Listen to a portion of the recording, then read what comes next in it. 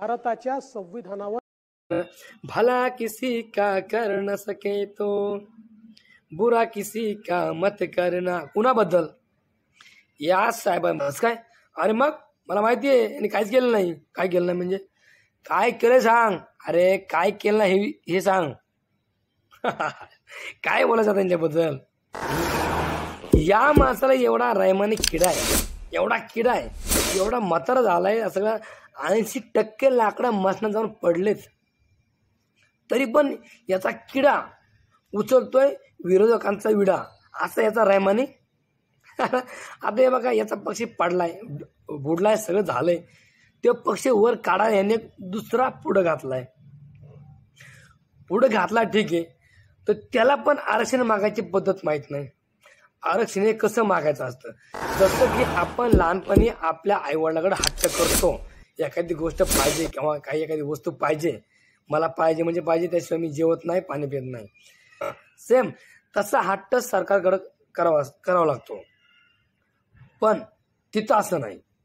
तिथं याची आयचा आणि त्याची आयचा. तिथं शिव्या. याला आरक्षण मागायची पद्धत म्हणत नाहीत.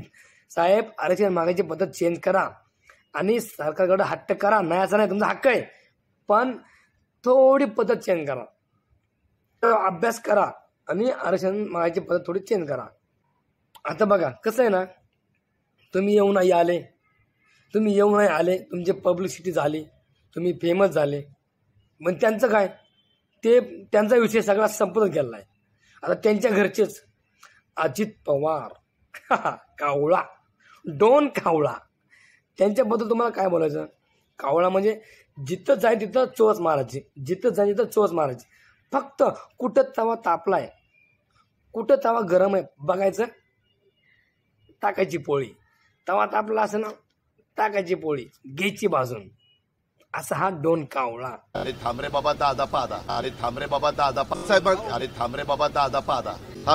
त्याच्यामध्ये अगबत नाही. आता मी विचारतो काय असं यांचं सांगा. यांच्याबद्दल काय बोलायचं. त्यामुळं त्यांच्याबद्दल मी काय बोलत नाही, कानाला खडा. ओके. हां, आता त्यांचे मित्र म्हणा, नाही तर दुश्मन म्हणा, नाही तर शेजारी म्हणा, काही पण म्हणा. उद्धव ठाकरे,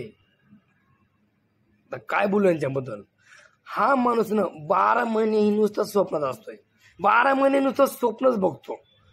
काय बघतो काय माहित नाही, आणि स्वप्न कधी पूर्ण होत पण नाहीत. काय तुम्ही लोक बीजेपी वाले. जगतोय बिचारा, जगू द्या ना.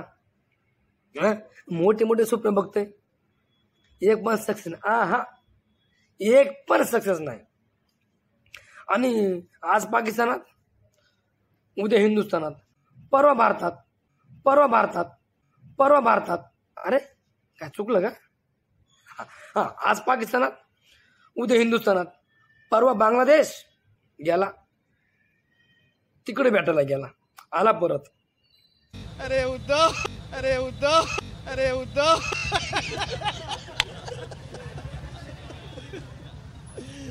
हा, आणि पाठीमध्ये काय बोलला, मला हिंदूंची गरज नाही. बापरे, तुझे फादर कसे होऊन गेले, त्यांचं नाव घ्यायची लायकी पण नाही माझी. तुमचे फादर कसे होऊन गेले, तुम्ही काय म्हणता, मला हिंदूंची गरज नाही, मला मुस्लिमांचा फुल सपोर्ट आहे. टोपी घाला, रस्त्यानं फिरा, जास्त बोलायची काही गरज नाही. त्यामुळे यांच्याबद्दल काही बोलून फायदाच नाही. त्यांच्याच घरचे माणसं. Aditya Thackeray Cola, pure Cola. तुम्ही म्हणलो त्याला कोला म्हण काय, तुम्हाला माहिती आहे ना, गावाकड कोला नदीला संध्याकाळी नदीला गेला की खेकड्याच्या होलमध्ये शेपटी घालतो. खेकडा चावला की आडावाडा करतो. तसं सेम असं याचं आहे. इकडं जा याची घे, तिकडे जा त्याची, नुसती याची काढ त्याची काढ. याने काय केलं, त्याने काय केलं. इतके वर्ष बीजेपीने काय केलं. अरे काय बोलता साहेब, ठाकरे साहेब, आदित्य ठाकरे साहेब, इतके वर्ष बीजेपीने काय केलं. झालेला विषय काढू नका, पुढं तुम्ही काय करणार हे सांगा. नुसतं यानं काय केलं त्यानं काय केलं. पब्लिकला काय पाहिजे, पब्लिकला आता काहीची गरज आहे हे विचारा पब्लिकला, आणि त्यांनी करीन असं बोर्डवर लिहून द्या. यानं काय केलं त्यानं काय केलं असं कोणाची काढत बसू नका. गेलं संपलं सगळं, बसा घरी. आता काय करता, पर्यायच नाही. त्यांचे मित्र काय माहित कोण आहे, मित्र का दुश्मन आहे काय माहित. असते मित्र आंध्रातून असते, आपल्याला काय माहित.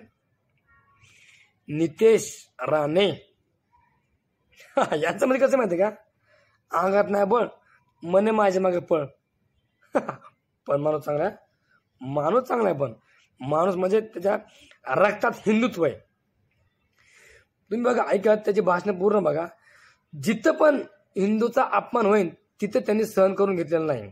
जिथं पण हिंदू बद्दल काय रॉंग बोललं जाईल तिथं त्यांनी अजिबात ऐकून घेतलेलं नाही. असा माणूस आहे नितेश राणे. खरंच चांगला माणूस आहे. ठीक आहे, आता त्यांचं ठीक आहे, त्यांचं झालं. शेवटी एवढंच सांगतो, मी पुन्हा ये. या ना, या बस आमचं बोकांड ठेव, आमचं बोकांड मोकळे. काय साहेब तुम्हाला आम्ही सपोर्ट करतो म्हणजे याचा असा अर्थ नाही काय पण बोलायचं. तुम्ही पाठ्यामागे काय बोलले, मला संविधान मान्य नाही. भारताच्या संविधानावर आमचा विश्वास नाही, भारताने तयार केलेल्या लोकशाहीवर आमचा विश्वास नाही, भारतीय संविधानाने तयार केलेल्या कुठल्याही संस्थेवर आमचा विश्वास नाही. का साहेब काही असो, पण संविधानावर काही बोलायचं नाही. संविधान मला मान्य आहे असं हे बोलणं आम्हालाही मान्य नाही. मेरे प्यारे देशवासियों, मेरे भाई और बहनों, मैं जब तक जिंदा है तब तक मैं भारत के ऊपर पूरा कर्जा लेके रखूंगा. मैं जब मरेगा, जब मैं जाएगा, तब तुम्हारा देख लो, बड़ा होना है क्या गरीब होना है, क्या भिखारी बनना है.